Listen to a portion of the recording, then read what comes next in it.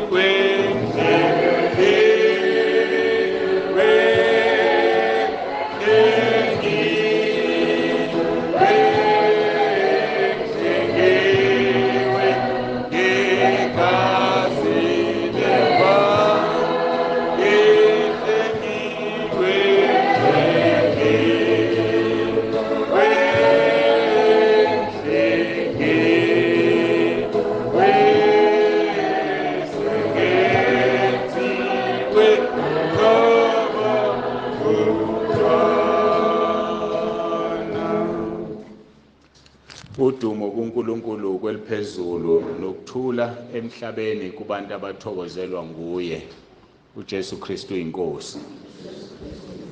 Siyambonga ke kakhulu uNkulunkulu, siyamdumisa ukuba sihlanganise namhlanje ngalendlela esihlangene ngayo. Angithobeke ngibingelele abefundisi, omama befundisi, ngibingelele obaba, omama, intombi nensizwa Sunday school, abadumisi nomshayi wensimbi egameni lenkosi yethu Jesu Kristu.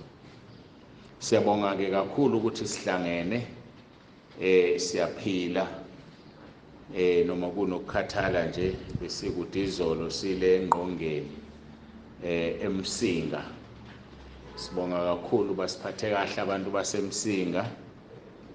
Sambona uNkulunkulu ephakathi kwethu, ngethemba ke nizwile inkonzo nalabo ke abebefakaza ubufakazi obuhle obumnandi obakhayo obusisiwe ke ozwile wasizakala. Ngifisa ukudlula kulezi imemezelo ezimbalwa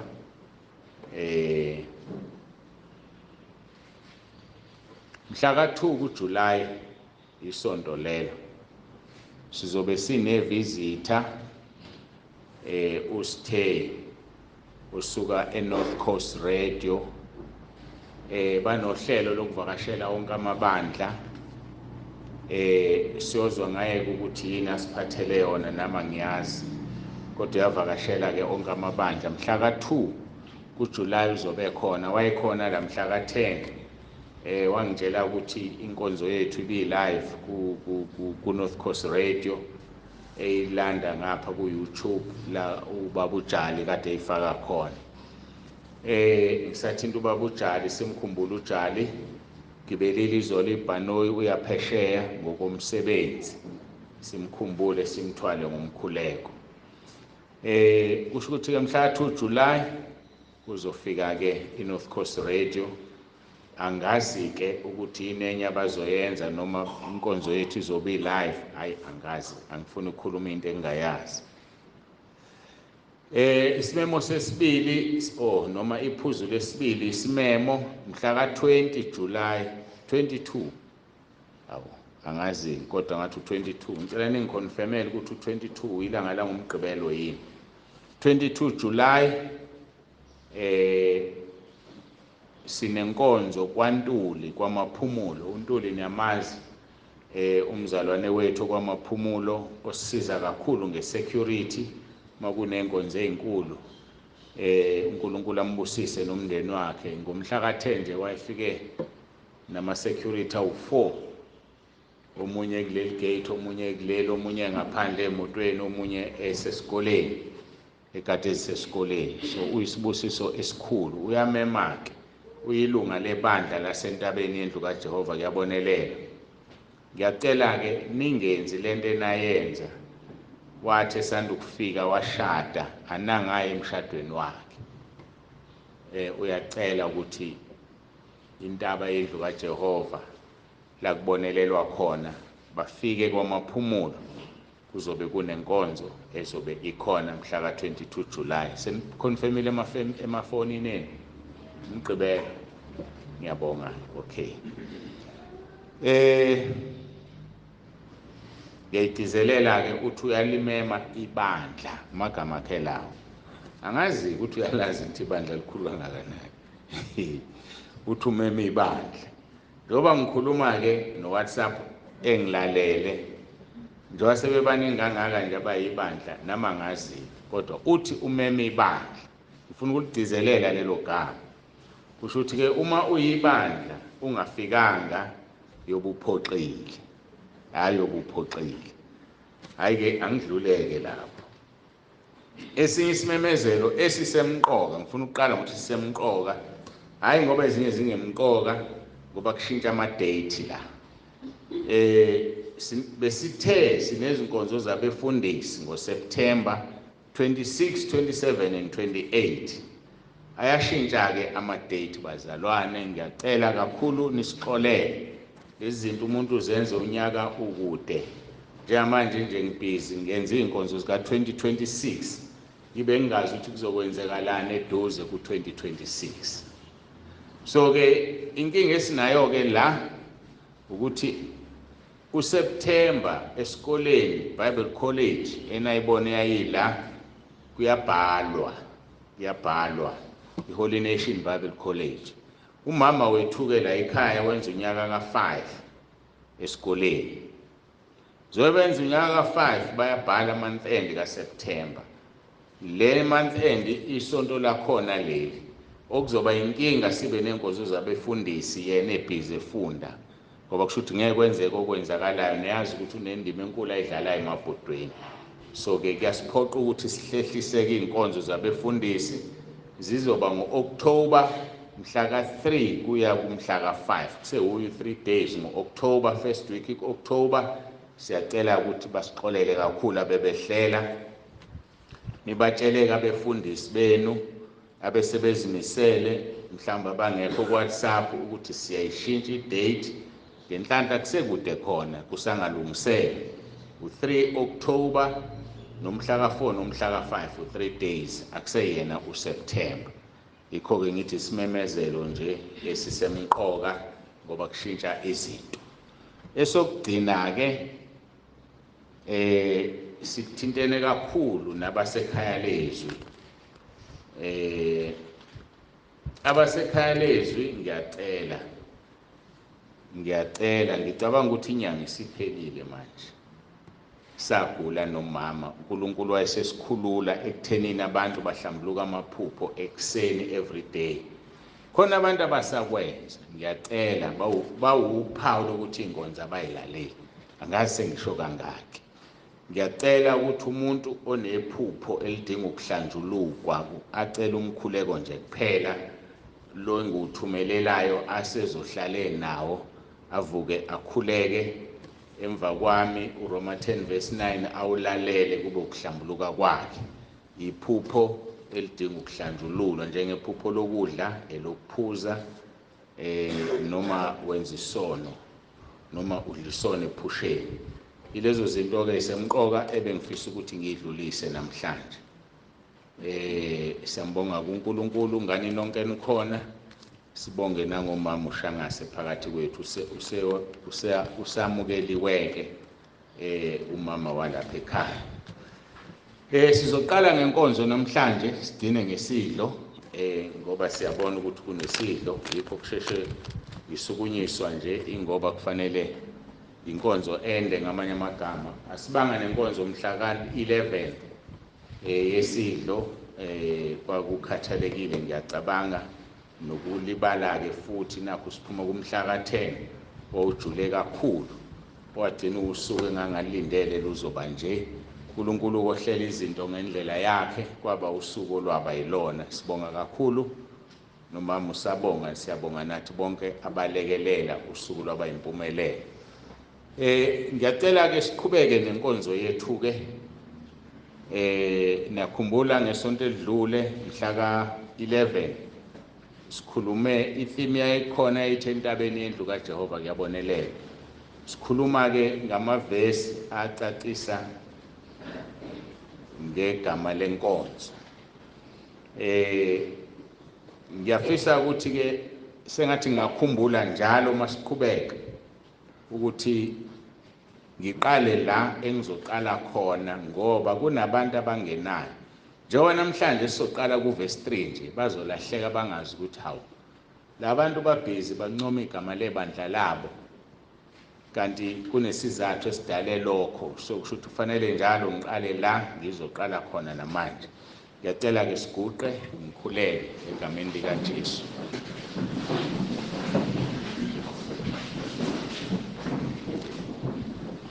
Baba ongcwele, Baba olungileyo, egameni lomfelo wethu uJesu Kristu ophilayo, siyasithoba phambi kobuso bakho ngalesi sikhathi. Siyacela ukhulume ngezwi lakho. Besingalazi igama owasinikeza lona lebandla ukuthi lijule kangaka. Kwangathi ngaba yilona loyo angavuleka amehlo abone ukuthi uma esentabeni yendlu kaJehova kuyabonelelwa ukuphi. Okwesibili, ofisayo ukungena entabeni yendlu kaJehova kuyabonelelwa azi ukuthi ungena kuphi. Siyakhuleka ke Moya Ongcwele nathi ucacise izwi lakho. Ekucaciseni kwakho ukhulume nempilo zethu, sizwe lokho okukhulumayo, silungise impilo yethu ukuthi balisekhona. Ngoba kuyeza ukuhlwa lapho kungeke kusasebenza muntu. Amazwi akho Nkosi Jesu sahambe emhlabeni. Siyacela ngoJesu Kristu Inkosi ephilayo. Jesu Kristu Inkosi. Amen.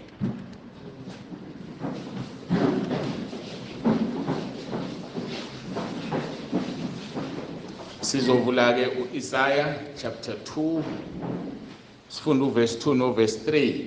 Othandayo ke aye kuMcah chapter 4 afunda uverse 1 noverse 2, amavesi afanayo lawo.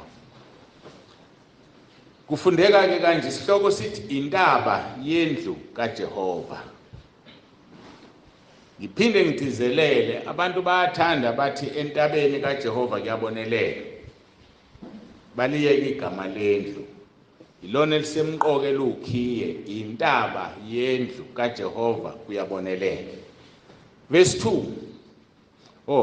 Angisayishilo lento engithe ngifuna ukuqala ngayo. Angiqale ngayo ngingakafundi. Uma ngiqeda ukufunda ngiyangena mina entshumayelweni.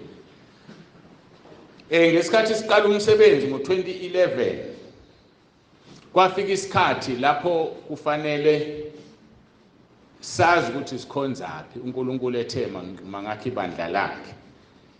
Kwafanele ukuthi ke ngingalisusi igama engqondweni. Ngikhuleke ngazila ukudla 3 days. Ngosuku lwesithathu ngathola i-call esuka eThekwini umntwana kaNkulunkulu ethi uthe uNkulunkulu angikunikeze lamavesi. Kwakwamavesi awu4 esilithola kuIsaiah, uMcah, uObadiah namaHebheru.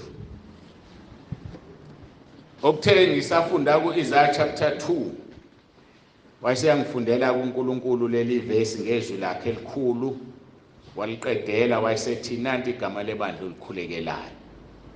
Kulezi insuku ke emva kokuba ngomhla ka-10 kade sivula lendlu uNkulunkulu uthe ake silibukeke igama lebandla alichaze ukuthi lisho ukuthini ukuze abantu bazi ukuthi bakuphi uma besentabeni yendlu kaJehova kuyabonelelwa. Abantu bazi futhi ukuthi bangenaphi ngoba bayangena usuku nosuku abantu basekhaya lezwi bengena entabeni Yendlu KaJehova Kuyabonelelwa.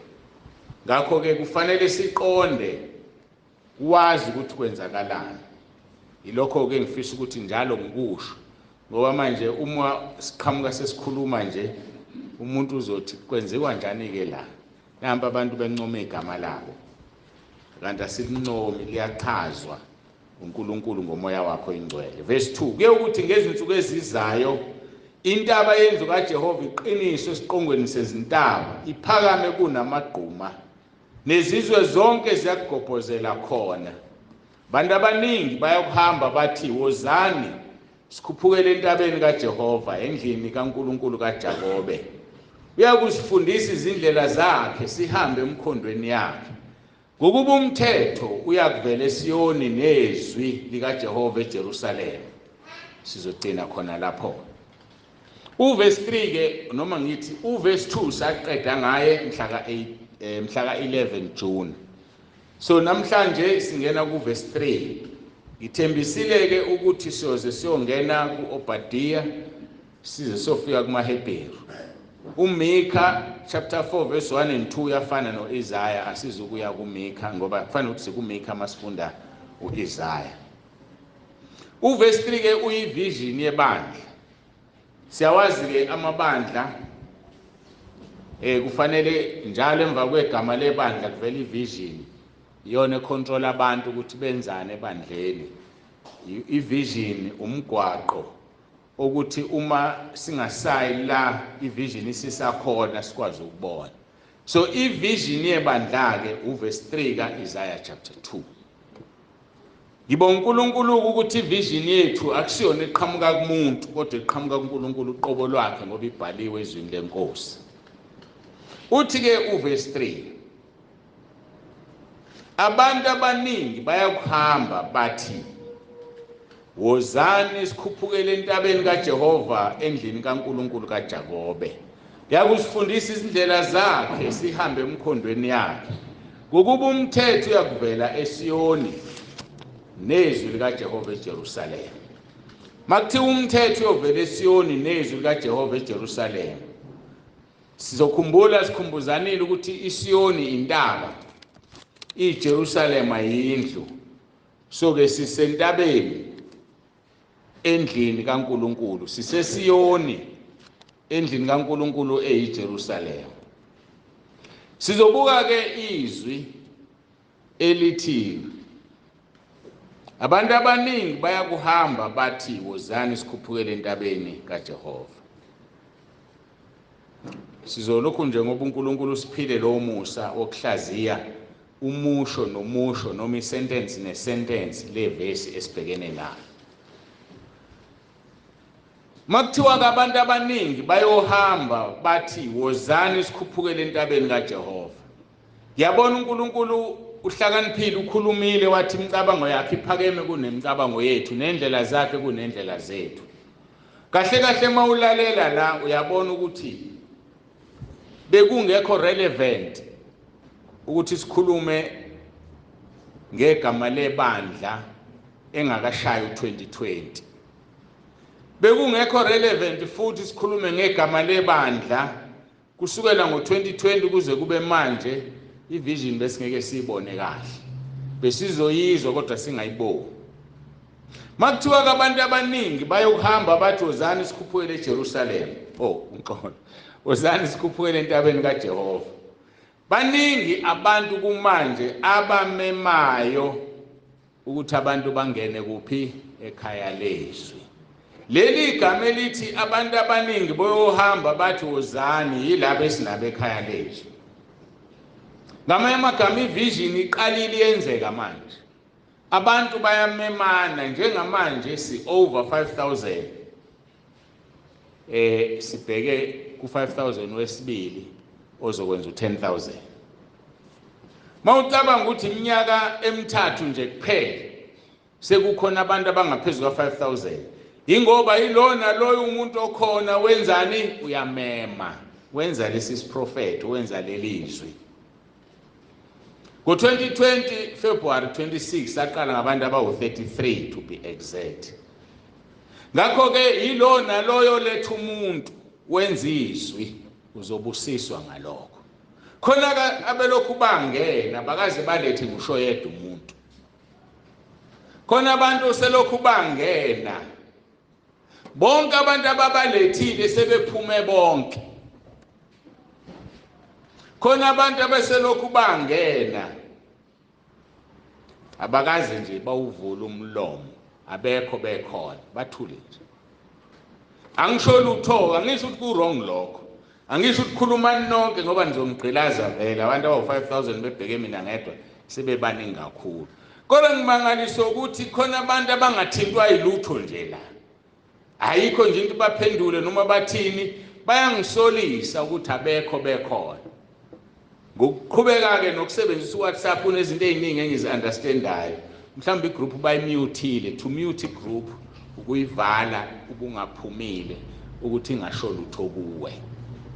So kunabantu abakhona la ekhaya lezwi kodwa bafana nabangekho, bese bakhona laba abakhona ethi mayingena imessage ayiqishi. Angazi ke ngoba kuyona yami igroup ekaNkulunkulu yothini phambi kwakhe ngoba uyakubona. So ke abantu abaletha abantu benza ivision yebandla, ngiyabahlonipha labo bantu.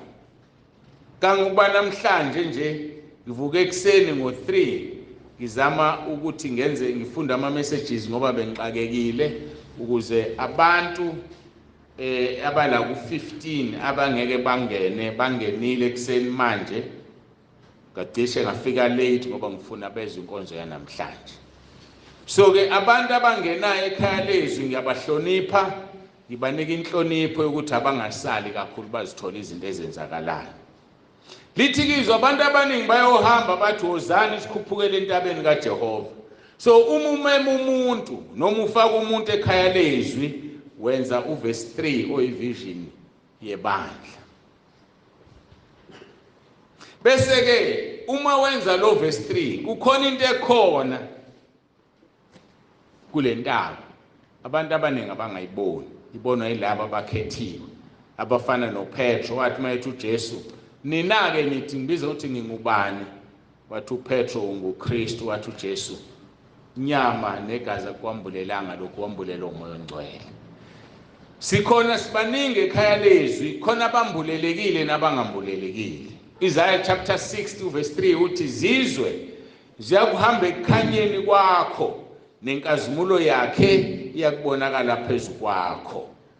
Kukhulunywa ngani la? Isihloko sakhona sithi inkazimulo ezayo eSiyoni. Kukhulunywa nentaba ke ngo manje. Izizwe ziyohamba ekukhanyeni kwakho. Yilokho esikubona kwenzeka njengamanje. Abantu bekhuluma ekhaya lezwi ngobufakazi babo, athi omunye kade ngakholwa kodwa bengayazi le ndaba. Athi omunye kishe ngafa ngayisihogweni emva kweminyaka emingaka ngithi ngiyakholwa. Njengamanje bahamba ekukhanyeni kwentaba iSiyoni. Lokhu kukhanya okuqhamuka eJerusalem endlini kaNkulunkulu. Izizwe ke ziyahamba ekukhanyeni kwakho nenkazimulo yakhe yakubonakala phezu kwakho. Njengamanje inkazimulo kaNkulunkulu iyabonakala phezu kwaleli bandla. Inkazimulo kaNkulunkulu yawenza umsebenzi ebantwini. Nginombuzo wodwa nje ukuthi wena ongaphakathi, wena osentabeni yendlu kaJehova, iyabonakala yini inkazimulo kuwe na? Athi verse 4 kaIsaiah chapter 60, phakamisa amehlo akho nxa zonke ubone. Babuthana bonke beza kuwe, amadodana akho ayakuvela kude namadodakazi akho ayakuphathwa ngezingalo. Sibonile ngomhla ka10 abantu befika bevela kude, okuwuphawu lokuthi inkonzo ezilandelayo kuzogcwala kangakanani. Ngize ngasho sengeke ngakubeka ukuthi isifiso sami ukuthi iphasika lanyaka ozayo soligubhela lapha esikoleni sithole iground esiqasha itende elikhulu ngoba ngeke isalunga lendlu, ayisekho nendawo yokuyinweba. So inweba sishonephi ngaphandle ukuthi parking ayizubabikho, la mayingekho bese zipaka phi imoto emgwaqeni zonke. lithi izwi masiphakamisa amehlo nxa zonke sibone abantu bebuthana beza kuwe, amadodana akho ayakuvela kude namadodakazi akho ayaphathwa ngezingalo. uNkulunkulu ke thina sinomama Nsibande akasiphangi izingane eziningi, kodwa ngenxa yekhaya lezwi nangenxa yentaba yendlu kaJehova kuyabonelelwa ziningi izingane esizinikeziwe. Ezinye zazo usiphe zona ngokukamoya nangokwenyama, ngoba abanye babo abanabazali bathi bajabulela ukuthi bathola abazali benyama nabakamoya.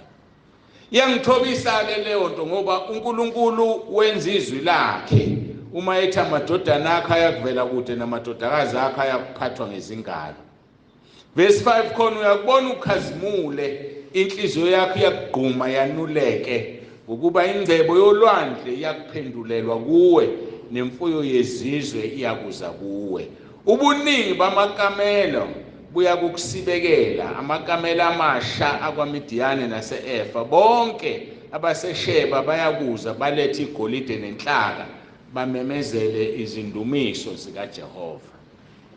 Uverse 5 ke ujulile, angifuni ukuhlanganisa nathi kodwa kona uhlangene nathi, ngoba abanye bazokubuka kabi. Ngoba mawuhlaziya uverse 5 mawuthi khona uyakubona ukhazimule, kusho ukuthi ibandla liyakuvula amehlo libheke likhazimule, inhliziyo yakho iyagquma yanuleka, ukwanuleka ukukhululeka ngokuba ingcebo yolwandle iyakuphendulelwa kuwe nemfuyo yezizwe iyakuza kuwe. Kusho ukuthi abantu bazoza la balethe ingcebo yabo, balethe imfuyo yabo. Ubuningi bamakamela, kusahanjwa ngamakamelo manje, ubuningi bey'moto abahamba ngazo beze entabeni kuyosibekela, njengoba amakamela kuthiwa ayosibekela, amakamela amasha akwaMidiyani nase-Efa, bonke abasesheba, izizwe ke lezi ezingakholwa lezi. Kuthiwa bonke bazoletha igolide nenhlaka, abaliletha kuphi? kuJesu elele emkhombeni. Kodwa ke to be exact kuleli verse lisangayisho lento engisanda ukuyisho, kodwa ngifuna ukugqila kuyona. Kukhulunywa ngeminyaka ye-1000 lapho uJesu ezobe sebusa emhlabeni, ngoba uzobe ehlezi kulo leli Jerusalem. Intaba yaseSiyoni yovuleka phakathi beyithafa besiyaphakanyiswa. Sikhulumile ngesonto elidlule ukuthi le ntaba izophakama bese kuba namagqumu eceleni, kube ngathi bekungezona intaba kanti ngoba isiphakanyisiwe. So ke kuthiwa bonke abantu bayoya kuJesu kule minyaka ye-1000 sibusa naye ke thina esimkhonzayo nesimlandelayo, balethe yonke ingcebo, izwe lonke lobe lilethe ingcebo kuJesu ngaleso sikhathi, ngoba phela vele kahle kahle this prophecy ingoJesu. Kodwa njengoba sinike kwathiwa igama lebandla, kusho ukuthi iqala la kuthina, sizokubona kwenzeka njengoba sibuka nje uNkulunkulu esisiza senza izinto esingazazi nathi sizenza kanjani, ngoba uyazi yena. Siyayibona indlu isile isimo esiyisona esasingakazi sisicabanga, ingoba kwenzeka lelizwi uverse 6 uthi khona uyakubona ukhazimule, inhliziyo yakho iyagquma yanuleke ngokuba ingcebo yolwandle iyakuphendulelwa kuwe nemfuyo yezizwe iyakuza kuwe. Ubuningi bamakamelo buyakusibekela, amakamela amasha akwaMidiyani nase-Efa, bonke abasesheba bayakuza balethe igolide nenhlaka bamemezela indumiso noma izindumiso zikaJehova. So into esizoyibona yenzeka le kungakafiki isikhathi sokuhlwithwa kwebandla. Mase lihlwithiwe uJesu uzobuya azobusa 1000 years, kobe sekufezeka exactly ke lelizwi, ngoba isiprofeto singalo lo 1000 years uJesu ebusa. Kodwa ke kuleso sikhathi sibheke khona akusazokwenzeka imanga. Ingakho nje ngangayikhuluma indaba ukuthi sidinga iplaza njengamanje, ngoba ayisekho indawo yoku-accommodate laba bantu uNkulunkulu abalethayo. Uzosinika uNkulunkulu iplaza ngoba zonke izinto zihlelwa uyena, kodwa sidinga iplaza la kuzokwakhiwa khona indlu enkulu. Izolo izolo yini bengilapha kwaBrown ngolesihlanu izolo bengisemsini ngolesihlanu bengaBrown ngayibuka indlu yabo enkulu nawe nje mawuthola ithuba okuye lapho ufika uyibuka indlela yakhiwe ngayo ngayibuka ngathi hey yabo mangathola indlu engaka kuthiwe indlu yenkonzo le ndlu leyana ngiyacabanga ukuthi iya accommodate u10,000 wabantu ilapho ke lasibheke khona uma uJesu engakabuyi uzolanda ibandla ukuthi sizoyakha ngani siyikhehla nesalukazi singaholi ngisho impesheni umnikazi wegolide nesiliva uyazi ngikhuluma ngani ke ngegama lebandla obekungekho relevant siyobona ukuthi ngisho ngani bekungekho relevant ukukhuluma ngalo sisanda ukuqala ngoba bizoba iphupho nenganekwane lento kodwa njengamanje sesiyayibona ukuthi ibhekephi asiqhubeke nevesi lethu lesithathu besikhuluma nje ngokuthi abantu abaningi bayokuhamba bejozana sikhuphukele entabeni kaJehova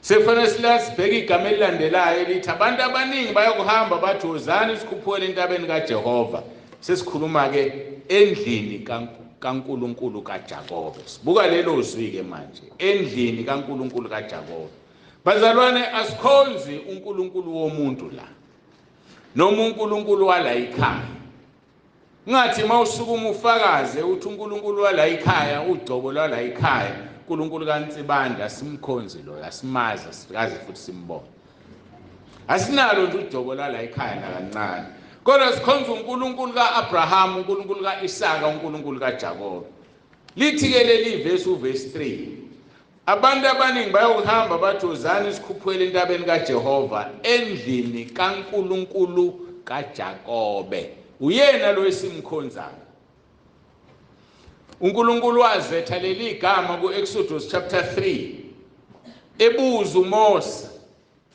ethi bheka lapho ngifika kubantwana bakwaIsrayeli ngithi kubo uNkulunkulu wawoyihlo ungithumile kini bese bethi ngubani igama lakhe ngizothini kubona wabuza uMose verse 14 uthi uNkulunkulu Mose ufika ubatshela ukuthi nginguye enginguye I am who I am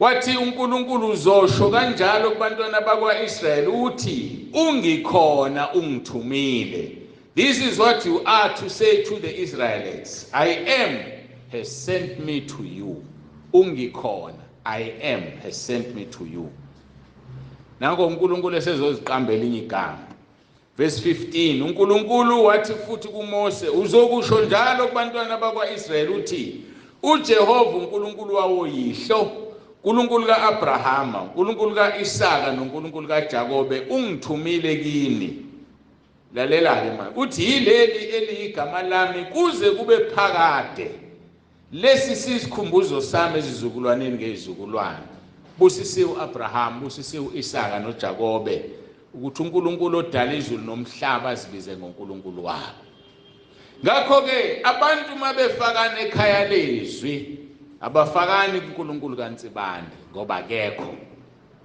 noma ogcobeni lwasentabeni ngoba lukho sihamba ngoNkulunkulu kaJakobe uNkulunkulu kaAbraham uNkulunkulu kaIsaka nodobo asinikeze lona ilolo alukho futhi olunye uthi ke ileli igama zobizwa ngalo ezizweni kuze kube phakade so ke singadideki bazalwane ngangayisho leyo nto ngazi mhlawumbe uyakhuleka ukuthi uNkulunkulu kaPaul ungayikhulumi leyo nto uNkulunkulu kaPetro ungayikhulumi leyo nto akekho uNkulunkulu kaPetro nokaPaul mabengavuka manje bangalwa nawe uma uthi uNkulunkulu wabo uNkulunkulu walamadoda amathathu ungikhona ngoba selokhu kwathi inhlo ukhona iyoziphela inhloma ukuthi yaphela ukhona ngamanye amagama ingunaphakade yonke ukhona khumbula ke sikhuluma ngani itheme yethu entabeni yendlu kaJehova kuyabonelela khamba ngicacisa indaba kuyabonelela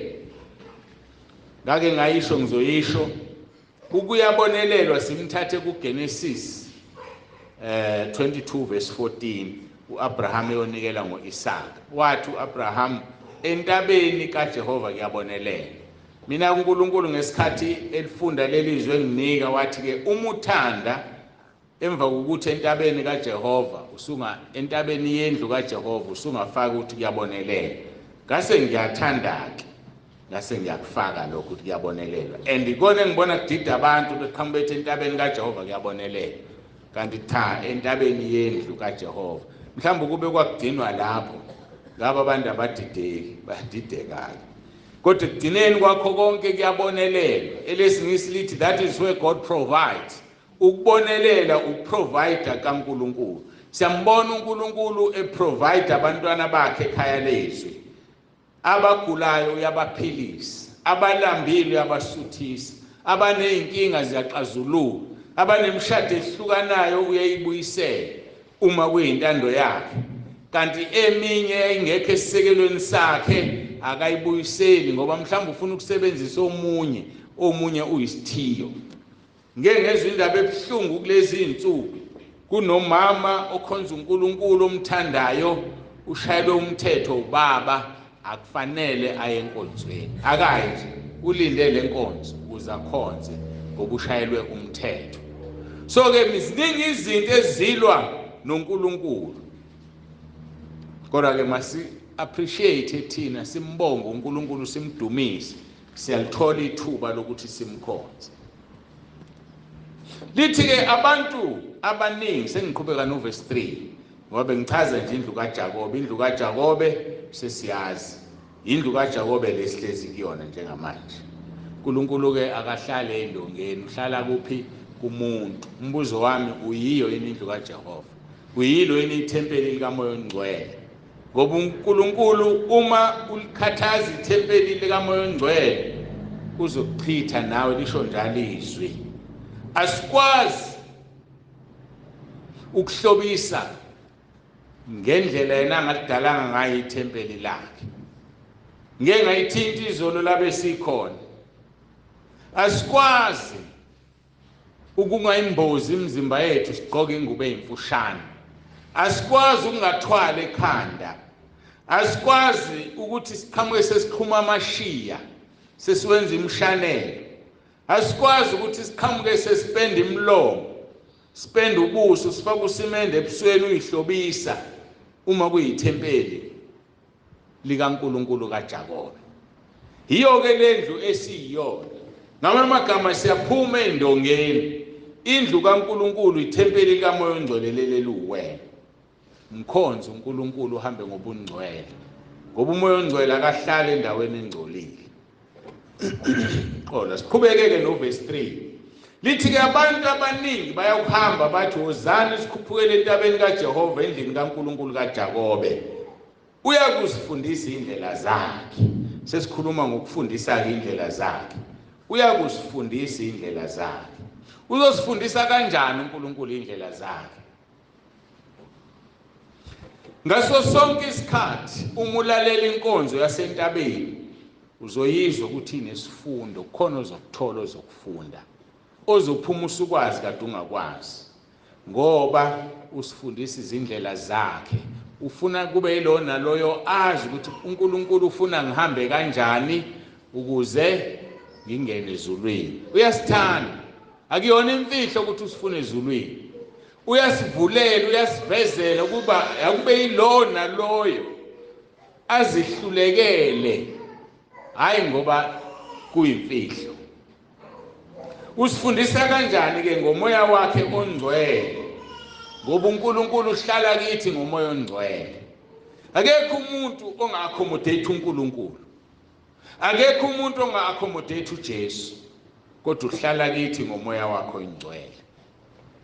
1 John chapter 3 verse 24 uyacacisa lithi ogcina imiyalo yakhe uhlala kuye, naye uqobo uhlala kuye. Siyazi ngalokho ukuthi uhlala kithi ngaye umoya sinikeze yena. I-challenge enkulu, unaye yini umoya ongcwele na?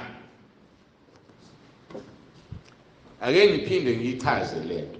Angibuzi ukuthi unawo yini umoya ongcwele, unaye yini umoya ongcwele, ngoba umoya ongcwele unesiqu, unguNkulunkulu. Asikazi sithi unawo yini sengathi yinto. Umoya mawuvunguza phandle sithi umoya uyavunguza wona, kodwa masikhuluma ngomoya ongcwele sithi yena elesingisike lithi he ngoba ungowesilisa. Unaye yini umoya ongcwele? Hayi ukuthi unawo yini. Musukhuluma ngathi ukhuluma ngento, akuyona into umoya ongcwele. Odina imiyalo kaNkuluNkulu, uNkulunkulu uhlala kuye ngoba edina imiyalo. Imiyalo yizwi likaNkuluNkulu. Izwi likaNkuluNkulu lizwi, ulizwi uJesu. Lezi zinto mawuzibuka zihlangene noma laba abantu mawubabuka bahlangene. Naye uqobo uhlala kuye. Onjani? Odina imiyalo yakhe. Siyazi ngalokho ukuthi uhlala kithi ngaye umoya asinikeze yena. Yezwa kuthiwa ngaye, akusho ukuthi ngawo umoya asinike wona, cha. Ngaye umoya asinike yena. Uma uthathele isingisho uzobona kunohi lapho. uNkulunkulu ke akahlala endaweni engcolile. Umoya ongcwele uhlala endaweni engcolile. Kufanele ube clean. Uvuma uJesu ngoRoma 10 verse 9 uvuma izono zakho. U1 John chapter 4 verse 13 uyadwalisa lokho esikushoyo. Ngalokho siyazi ukuthi sihlala kuye naye kithi ngokuba usiphilo kamoya wakhe. Umoya wakhe uyisibambiso usho njalo kwabaseFesu. Isibambiso asinikeze sona sefe lingunaphakade. Uphuma la uye ebhenki uyothenga indlu. Ngebhenki ufuna likufinance liyakubuza ukuthi ke yini ozobambisa ngayo ukuze mawusuhluleka sidle yona uma ufuna le ndlu. Kodwa mawuye ezulwini uNkulunkulu okunika isibambiso nesiqinisekiso sokuthi uzongena ezulwini akunikeze umoya ongcwele. Kodwa lo moya ongcwele umani ungene kunoma ubani. Ungena kuloyo ozihlanzile ngegazi likaJesu. Yilo moya ongcweleke onjani ozosifundisa izindlela zakhe. Uthi verse 3 uyakuzifundisa indlela zakhe endlini kaNkuluNkulu kaJakobe. Lokho kokubiza ukuthi noma ngama la njengoba ngimile nje khona abantu abangangizwa ukuthi ngithini. Khona abantu engibabangela umsindo. Khona abantu abatshela izingane zabo ake niqishele umuntu loyo sibangela umsindo. Bese kubakhona abakhuluma njengalo engizwe kushiwa kuthiwa usho njalo umama engqongeni. Hey iyakhuluma le ndoda. Naye ke phela uzizwe le ndoda kanti bekungakhulumi mina. Khuluma lo sidalile sonke usebenzisa umzimba wami. Kodwa khona abakhuza kuthiwa uvala ukuba ngumsindo lo muntu ake nivalele radio le. Vala ucingo lwakho. Hamba olalela ekamelweni hayi la uyasiphazamisa. Inkinga yini? Abezwa. Ngoba banjani bangabezwe. Mawufunda u1 John chapter 4 uverse 5 no6 uthi abasizwa ngoba babona abasekhaya. Kodwa abasezulwini bayezwa ukuthi sithini. Ngakho ke kumele umcele uNkulunkulu uma ungezwa avule indlebe zakho zikamoya ngoba uzohlulelwa ngale nkonzo. Ukuthi wawukhona ulalele wezwa ukuthi yini into abayendlu kaJehova kuyabonelelwa kodwa uzange wena ucomply uphile njengoba kufanele uphile. Umoya ongcweleke uyena uzosifundisa. Mawufunda uJohn 14 verse 26 kepha umduduzi umoya ongcwele ubaba ukumthumela egameni lami uyakunifundisa konke anikhumbuze konke engimtshele khona. Bazalwane, umzalwane ongenawo umoya ongcwele akakwazi ukukhula kumoya. Sikhula ngoba sinomoya kaNkuluNkulu. Igcizeleliwe na izolo leonto. Uma unomoya kaNkuluNkulu uzokhula. Yingakho uJesu wawonisha abafundi. Wathi hambani nihlale eJerusalema nize nibathiswe amandla. Ngoba bayathanda abantu athi amandla engawembethe aphuma hamba yoshumayela. Akawembethe amandla aphuma hamba yokwenza izinto zikaNkuluNkulu. Uthi uyezwa la usewile. Uwiswe yini amandla bengawembethe. uMatthew chapter 12 ngicabanga ukuthi verse 43 uqhubeka uthi uJesu uma umoya omubi ephuma kumuntu uhamba indawo eziningi efuna indawo azophumula kuyona angayithola bese ethi ake ngiyochecka lapha endlini engiphuma kuyo ukuthi kwenzakalani emzimbeni wakhe abuye mayefika thola akho lutho mangekho lutho uPaul okuthini akekho umoya ongcwele mayebuya nje uSathane ethola umoya ongcwele akekho lithizwe uthi uJesu uyahamba ufuna amanye amadimoni awu7 amabi kunaye abuya azohlala la. Uma umuntu bephuza uzophuza lale khona ayichamele azingcolise abe wes. Ingakho ngingakuthokozeli kubantu abakwenzayo uhamba unikeze noma ubani uRoma 10:9 ngoba lo Roma 10:9 uzowushisa umuntu aphuma amadimoni abalele. Lo muntu abese ngaqhubeki nama steps alandelayo ukukholwa umoya ongcwele angangeni azothi mayibuya amadimoni afika athole ku-empty ahamba ayolanda amanye awu7 ngaphezulu kwawo. Uma lo muntu benamadimoni amabili uzoba no16 ngoba idimoni lilinye lizolanda 7 elinye lilande 7 14 plus 2 ubuvela ukhona depend ukuthi ube ngaka. Uma ngabe efana nalo wayesemathuneni wayenelogiyona ulegiyona amadimoni awu100 so times 100 ngo7 uzoba no800 demons. So ke uRoma 10:9 akusiyena okushiso noma ubani bese umiyeka kanjalo umkhulise akhule kumoya ngoba uzoba wes. So kufanele ngisho lonto leyo. Ngakho ke umoya ongcwele ikholwa nekholwa liyamdinga kodwa ukuzangena umoya ongcwele vuma uJesu ngoRoma 10:9 uvuma izono zakho babhadiswe emanzini njengoba bengidizelele izolo. Ngakho ke umoya ongcwele uzongena ahlale kuwena bese yakufundisa akufundise konke uJesu akukhulumile abese sitshela nalokho okukhulunywa ekhaya lisho njalo izwi. Manje basihlezi lana nje kuyakhulunywa ekhaya njengoba kukhulunywa ekhaya sazi kuthiwani kodwa ngomoya kaNgcwele siyazi kuthiwani. Ngakho le nkonzo ekhulunywa manje ilento ekhulunywa ekhaya ukuthi ake sikhulume umoya ongcwele asambulele ukuthi sikuphi mase sentabeni yendlu kaJehova ngoba abantu abazazi ukuthi bakuphi. Maningi amagama amabandla amanye amagama awakhuluma ngezimangaliso amanye akhuluma azaqanda uJesu uqobo maningi amagama akukho wrong lokho angigxeki lapho kodwa ngifuna ukuthi ukwazi yazi igama lebandla okulona. Mawusulazi iphila impilo ekhulunywa lapho le vision yokuthi letha abantu ekhaya lezwi yenze uzobusiswa. Le vision yokuthi masifunde umoya ongcwele asifundise uma ufunda uzokhula hleze ufinyelele ekulazini iqiniso ngoba lisho njalo izwi lenkosi lapha kuTimotheo ukuthi uNkulunkulu into ayifuna yodwa ukuthi bonke abantu basindiswe baze bafinyelele ekulazini iqiniso. Ngakho ke yiba ithuluzi yiba isandla sikaNkulunkulu esizosiza abantu bafinyelele ekulazini iqiniso. Ungabi yibhodi elikhombayo ukuthi abafuna ukwazi iqiniso abayelapha lona libe lingayi. Ibhodi liyakutshela ukuthi eThekwini amakhilomitha angaka alikaze liye eThekwini mhlambe lakhiwe la eRichards Bay noma lakhiwe eMpangeni kodwa likutshela ukuthi kuye eThekwini kungaka lizazi zonke indaba. Ake siyeke ukuba abantu abaqekethe indaba kodwa bengaziphili izinto abazikhulumayo. Asiliphili ivangeli esilishumayelayo. Njengokuba sibona ke siyafundiswa ekhaya lezwi. Asifundiswe ubaba Nsibande. Kodwa umoya kaNkulunkulu usebenzisa yena siyafunda. Mina yikho into engiyaziyo angazi lutho. Ngaphandle kamoya ongcwele angilutho. Ngaphandle kamoya ongcwele angilutho. Just an ordinary donkey egitshela uJesu. Emusa lapho efuna ukuya khona. So ke asonke kanye nami siyafunda asifundeni umoya ongcwele asifundisa khona.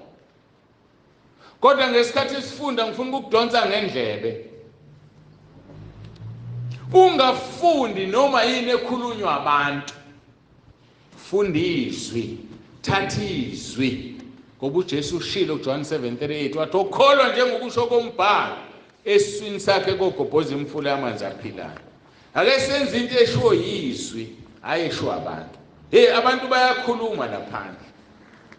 Yingakho umpostoli Paul wazi wabhala eHolomoya kaNkulunkulu. Leli izwe silifunda zonke izinsuku phakathi neviki. First Thessalonians chapter 5 verse 29 hayibo verse 19 ningamcimi umoya ningakudeleli ukuprofetha kodwa vivinyani bonke nibambisisa okuhle. So umoya singamcimi ekubeni singamcimi kodwa singamdeleli umuntu oprofethayo musukumhleba musukumdelela kodwa vivinya yonke into ayikhulumayo sizuthatha noma yini. Ziningi iprofeto la mnyama, ziningi izinto ezikhulunywayo okuthiwa mawenza ukuthi awuye ezulwini, mawenza ukuthi uzoya ezulwini. Ngizithintile lezo zinto izona, kodwa into ebizayo yileyo ukuthi vivinya yonke into bese ubambisisa okuhle. Usho njalo verse 21 bambisisa okuhle njengaseplatini mawusuphakela konke ukudla ufika ukubuka ukuthi angikudli lokhu kuyangigulisa, ngikudli lokhu ngizodla lokhu ngidle lokhu. So namanje ziningi izinto eziprofethwa abantu abathi uJesu uzikhulumile okuyovela ngosuku lokugcina ukuthi ngempela uzikhulumile yini. So musukuba umuntu onyakazisekayo ufane nomhlanga usemanzini, makuqhamuka amanzi amaningi umhlanga uyalala mayingasekho uvuke. Cha, yima mele iqiniso, kuzumela iqiniso mela izwi, fundizwe. Uthi uJesu asikholwe njengokusho kwezwi, sikholwe izinto ezisho abantu. Ngesikhathi ukholwa njengokusho kwezwi, umoya ongcwele uzohlala kuwe ngoba uthi uJesu ogcina izwi lami. Ngesikhathi ehlezi kuwe usezokufundisa lezi zinto ezingekho ezwini, afundise wena. Kodwa kuqala yiba clean ngoba akazuvela umoya ongcwele akufundise. Njengoba bethanda nje abanye abefundisi kwamanye kwezinye indawo. Kuthiwa hayi ungamtshela umuntu ukuthi asuqhumini wena, uzotshela umoya ongcwele. Uzomuzwa kanjani umoya ongcwele lo muntu ngoba uma kukhulunywa ngokuthi usafunda, ufunda ugrade 1 phela lo muntu, ugrade 1 noma grade R. Usekwa grade R, akalazi iphimbo. So usadepende kuthina njengabefundisi ukuthi simtshele ukuthi izwi alikufuni lokhu nalokhu nalokhu. Sikhuluma izwi hayi ongekho ezwini. Lokho ongekho ezwini usezozifundisela umoya ongcwele esefinyelele ekulazini iqiniso. So abantu abayeke ukusitshela izinto ezikhulunywe kubo zingekho ezwini ngoba ngeke sizenze, sizokwenza izwi. Ngoba mina ngifundisa ukushumayela ngezwi. Mangabe ungifica ngishumayela kunento ongayazi, ubuza umbuzo owodwa nje, lento kade uyisho ethi kuphezwini zokuvulela mina. Kodwa ngeke ngikutshele into engekho ezwini ngoba into engekho ezwini yami noma yalo oyikhulumayo asiyeke ukukhuluma into ezingekho ezwini, siyeke ukugqilaza imiqondo yabantu. Umuntu akabamba izwi, abamba ukusho kaNkulunkulu. Uthi uNkulunkulu ogcina izwi lami, ogcina imiyalo yami, ngiyoza kuye ngihlale kuye ngizambule kuyena. Mayisezambula wenzani? Usekufundisa-ke ngomoya ongcwele lokho okungekho ezwini. Kodwa yazi lilula ivangeli bazalwane, lilula ngendlela emangalisayo. Ake silibambene ivangeli siye nalo phambili siliprotecte. uNkulunkulu uzosifundisa indlela zakhe endlini yakhe entabeni yendlu kaJehova. Uzosifundisa indlela zakhe eSiyoni eJerusalem. La sizofunda indlela zikaNkulunkulu. Asibukele abanye abantu phansi, asibukele amanye amabandla phansi ngoba uNkulunkulu akakazasho ukuthi liphi ibandla lakhe, kodwa kuphela kufuneka umuntu ohlanzwe ngegazi likaJesu, umuntu ovumile izono zakhe, umuntu obhajatisiwe, umuntu onomoya ongcwele. Ngoba bazalwane ngeke sihlwitheke umoya ongcwele ngekho.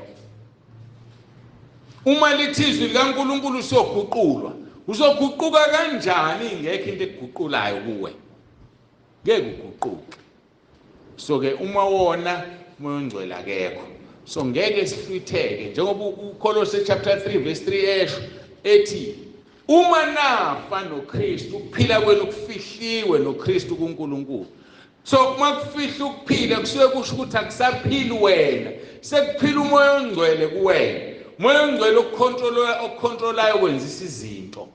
Ngakho uma uJesu ebuye selanda ibandla verse 4 ka chapter 3 wabaseKolose lithizwi lenkosi, soza naye silanda ibandla ngoba sobe sikuye. Silanda ibandla, sizilande thina kodwa sikuyena.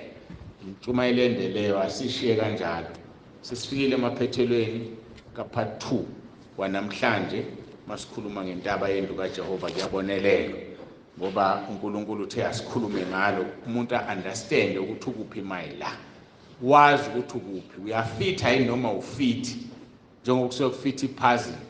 Uma ungafithi guquka ufithe, guquka ulingane nale ndawo uNkulunkulu akubeke yona, ngoba mayikuhlula ngiyadabuka ukusho ukuthi hayi cha, liphonse ithawula uhambe yokhonza la uzokhululeka khona, njengokubatshwa kwendlebe zakho, wenze yonke into oyithandayo. Kodwa la sisendlini kaNkulunkulu kaJakobe, sifunda izinto zikaNkulunkulu, sibuka ivision yebandla, ukuze umuntu azi ukuthi leli bandla lisuka phi liyaphi. Engikholelwa ukuthi abakwazi ukugcina izinto bazoyilonda lento, ngoba iyosiza izizukulwane nezizukulwane uma inkosi uJesu ingakabuyi ukulanda ibandla. Ngiyacela sikhuleke.